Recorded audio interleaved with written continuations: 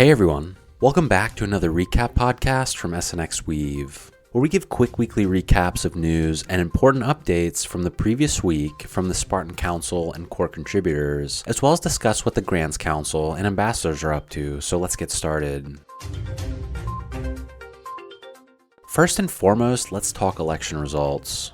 Your Spartan Council members for the upcoming epic will be Adam, Fief, Burt Rock, Danny, Ethernaut, Kset, Nana, and Terabellus.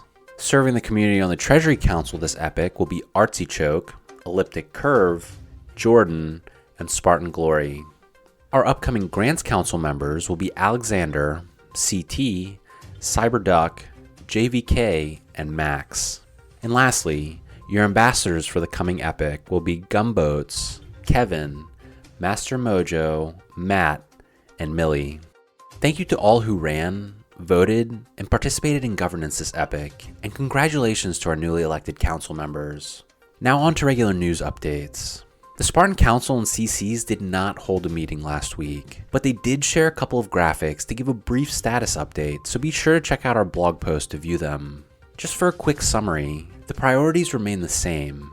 The team is focused on ensuring the V3 design is robust and the implementation is sound, improving atomic swaps, preparing for debt migration, and developing and launching Perps V2.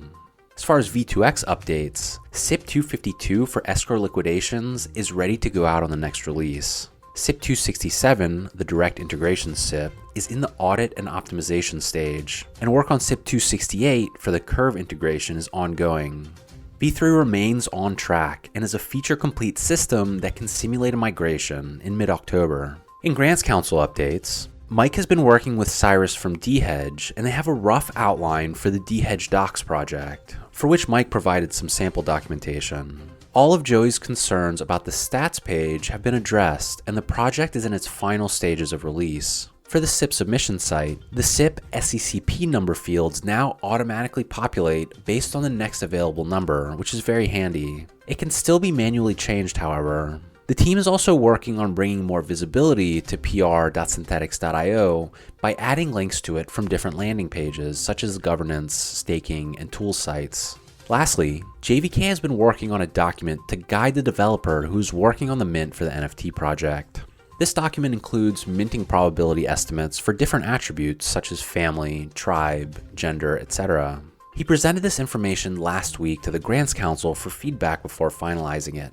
In Ambassador Council updates, the team hosted another Spartan Space last week, this time with DHedge, where they spoke with them about their most recent Lyra integration and some other new developments. During the call, we got to hear from Herman and Jake. Both are core contributors at DHedge with focuses on smart contracts, but Herman also helps with the business development and Jake with the engineering. As a brief background, DHedge is a decentralized asset management platform that originally launched on Ethereum mainnet and is currently deployed on Polygon and Optimism. Tauros uses DHedge to run automated vaults, but SNX stakers might be most familiar with the DSNX vault that can be used to hedge staker debt. This vault takes on the same exposure as the debt pool algorithmically.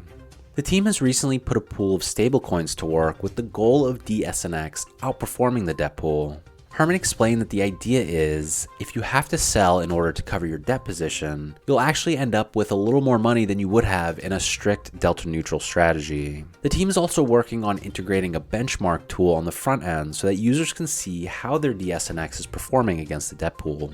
The ambassadors asked the guests how Tauros Finance came to be, and they explained how they noticed a lot of demand for these types of automated strategies. The main idea for Tauros was giving the users the choice of how much exposure to volatility they want to take on. Herman said they decided to call them dynamic vaults because the strategy can change depending on market conditions, but the exposure remains the same. They also gave an overview of the Blue Volcano release, saying it's a major integration in partnership with Lyra with the goal of bringing options to DHedge. Jake thinks this will open up a lot of opportunity for managers to demonstrate skills and performance using options as part of a broader asset allocation.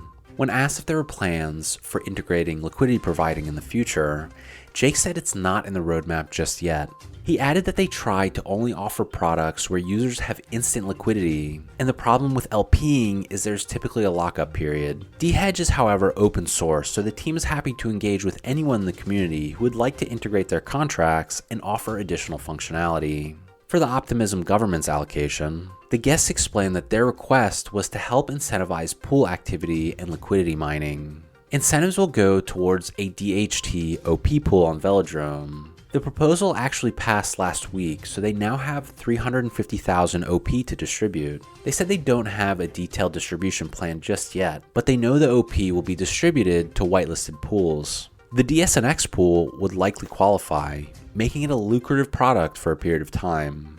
The whitelist, however, needs to be approved by governance. Lastly, when asked if there was another trading competition on the horizon, Jake said it's absolutely on the radar, and he added that last time there were only a few cents available and not a lot of room for managers to run sophisticated strategies, so he's excited to see how this one turns out. And that's it for today's updates. Be sure to check out our weekly recap blog post, share this podcast link, and let us know what you think and what you'd like to hear more about from SNXweave. Thanks for listening.